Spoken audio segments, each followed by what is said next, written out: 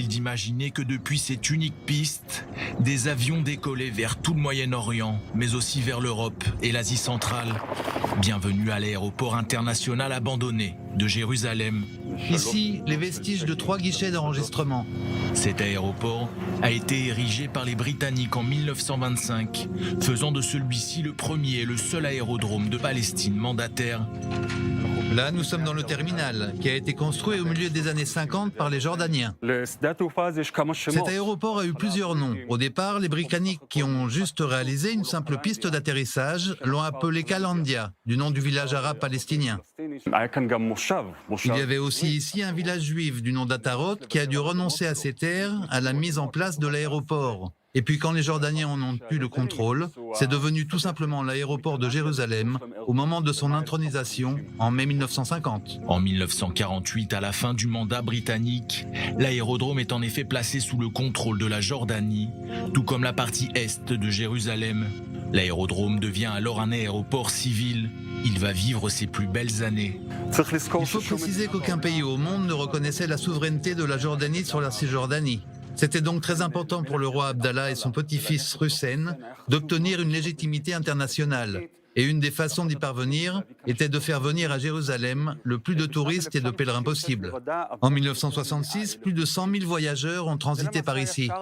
C'était la porte d'entrée, pas seulement de Jérusalem la Jordanienne, mais de tout le royaume jordanien. Chaque semaine, il y avait beaucoup de vols vers Beyrouth, Le Caire, Amman, Damas, Aqaba, Jeddah, Daharan en Arabie Saoudite, Abadan en Iran, et même vers Kaboul et Kandahar, en Afghanistan. Selon mes recherches, mais aussi Rome et Nicosie. Le docteur Eldad Brin est un chercheur géographe, un spécialiste de l'histoire moderne de Jérusalem. Des gens très importants ont atterri dans cet aéroport. Des hommes politiques, des dirigeants de pays ont utilisé cet aéroport pour des visites officielles du temps des Jordaniens. Mais après la guerre des 6 jours, le site est inclus dans les terres annexées par Israël. Après 1967, les Israéliens l'ont renommé Atarot en souvenir du village.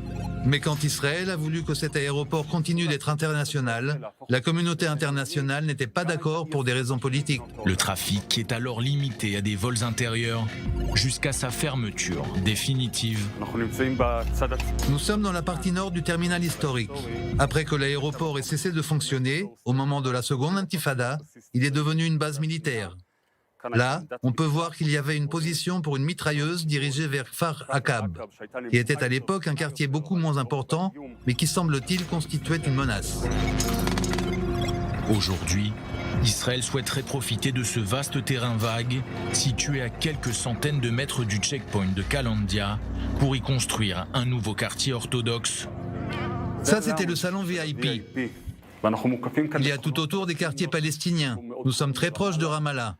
Je crois qu'il serait plus juste de faire de cet endroit un parc pour le bien des habitants et puis pour l'histoire de Jérusalem, qui mérite qu'on se souvienne qu'il y avait un aéroport ici.